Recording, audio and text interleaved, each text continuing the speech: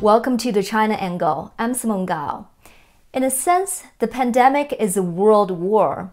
In the European war zone, a sort of Winston Churchill is needed, one who sees what's really at stake at this time and is able to act courageously and single-mindedly to defeat the enemy in both the short and long term.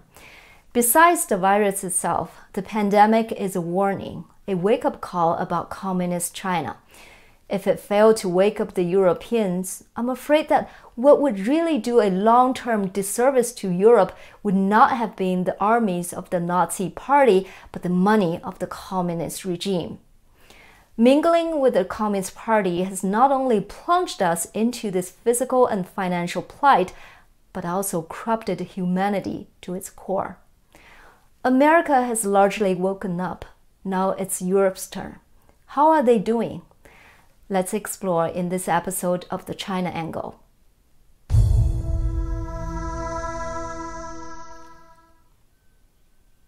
The Chinese Communist Party, or CCP, had already been slowly creeping into Europe for years before the outbreak hit. Now it is portraying the role of an infallible savior. If you don't agree with them, here's what happens. On April 24th, the New York Times reported that Beijing was threatening the European Union about a new report. That report is titled Short Assessment of Narratives and Disinformation Around the COVID-19 Coronavirus Pandemic. It was written by the European External Action Service, which is part of the EU. The report pointed out that both China and Russia spread disinformation about the pandemic.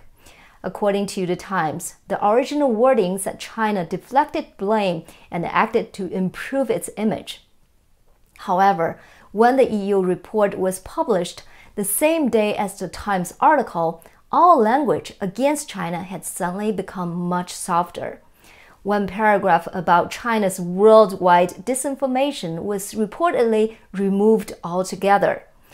The following day, Politico published an article citing 3 sources who said that Chinese diplomats pressured the EU to tone down the language. However, a spokesperson from the Action Services told The Hill that the claims are false. Nonetheless, there's already evidence that the regime has carried out disinformation campaigns on Western social media, and it may also be influencing the WHO.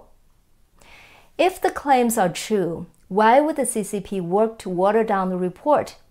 In this case, it's because the CCP cannot have their image soured as they attempt to swoop in and provide all the medical equipment that European countries need to weather the pandemic.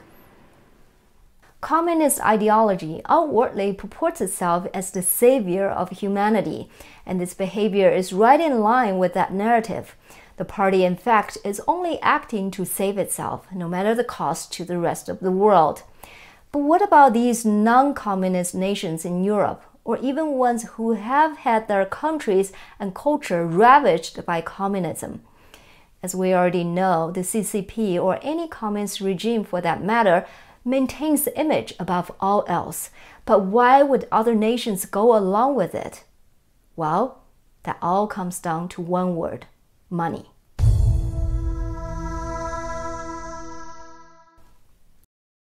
The CCP needs money. It needs the rest of the world to buy its products. A telling example and another change of disguise happened recently with the previous China hot topic, Huawei. The founder and former CEO named Ren Zhengfei is out. His daughter is Meng Wanzhou. She is the CFO of Huawei, who is still under arrest in Canada. According to Chinese state media reports, Ren and 5 other senior officials all left their positions on April 10th. Why, at a time when Huawei is attempting to push 5G to as many countries as possible, would so many senior managers leave? Well, the answer may exactly be just that. Huawei may be attempting to change its image, to put on a new disguise so that it can distance itself from its CFO being under house arrest for months. After all, Huawei has marginally lower quality 5G services at a much cheaper price. Since CCP subsidizes so heavily, all it needs is a clean image. Even though the United States has warned time after time of Huawei's national security concerns, some nations have their eyes on the same thing as the communist salesman: money. China promises these countries all the material benefits it could want.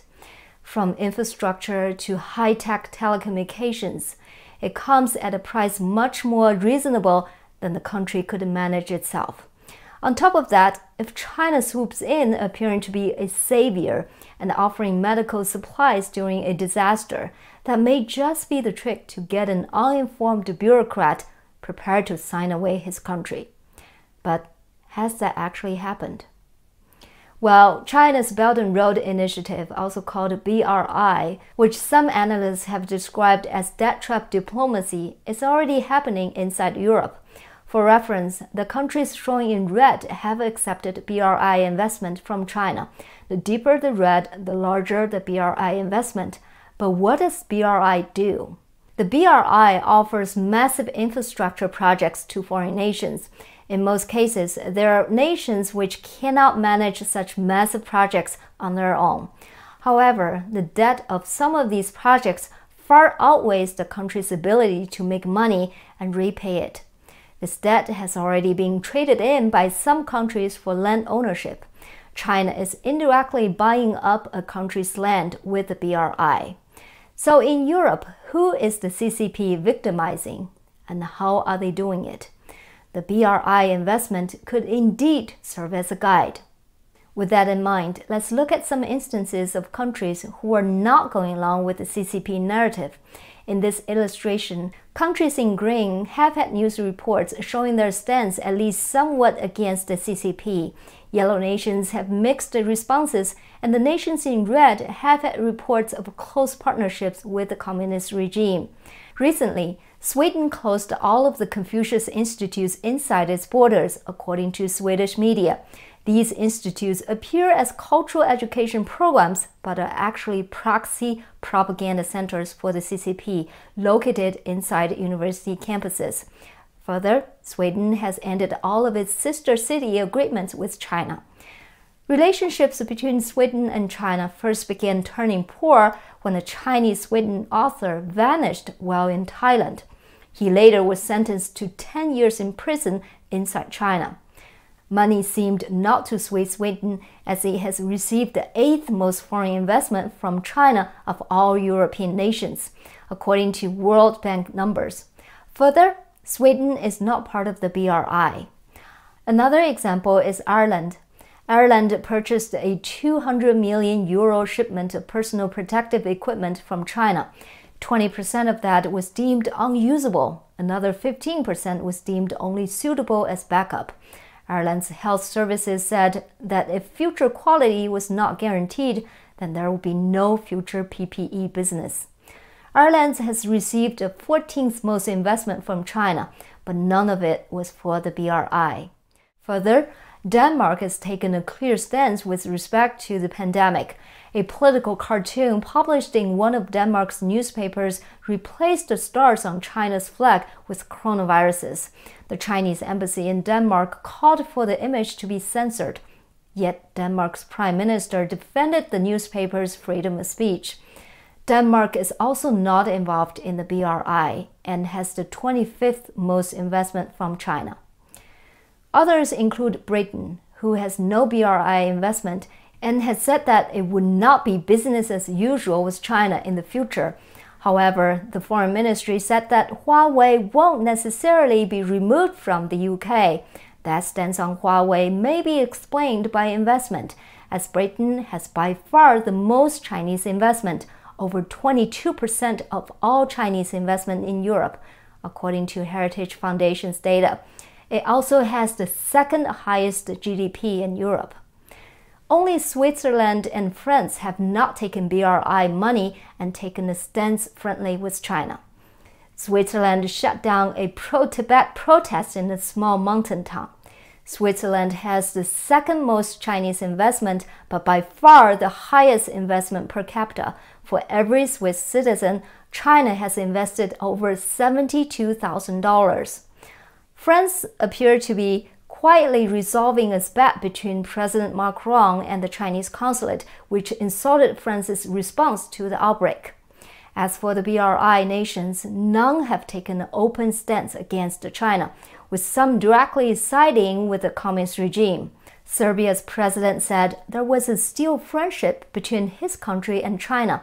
About 83% of all China's investment into Serbia has been through the BRI. Serbia also has the 10th most Chinese investment in Europe, but has the 27th highest GDP on the continent. China's total investment in Serbia is 20 times the country's GDP. All the other nations which have received 100% of their Chinese investment from the BRI have not taken an openly critical stance of the regime. Most of them are in Southeastern Europe. Could it be that Chinese money is keeping these nations tongue-tied? What we can say for sure is that China is using the current disaster for political maneuvering, ultimately to ensure its survival.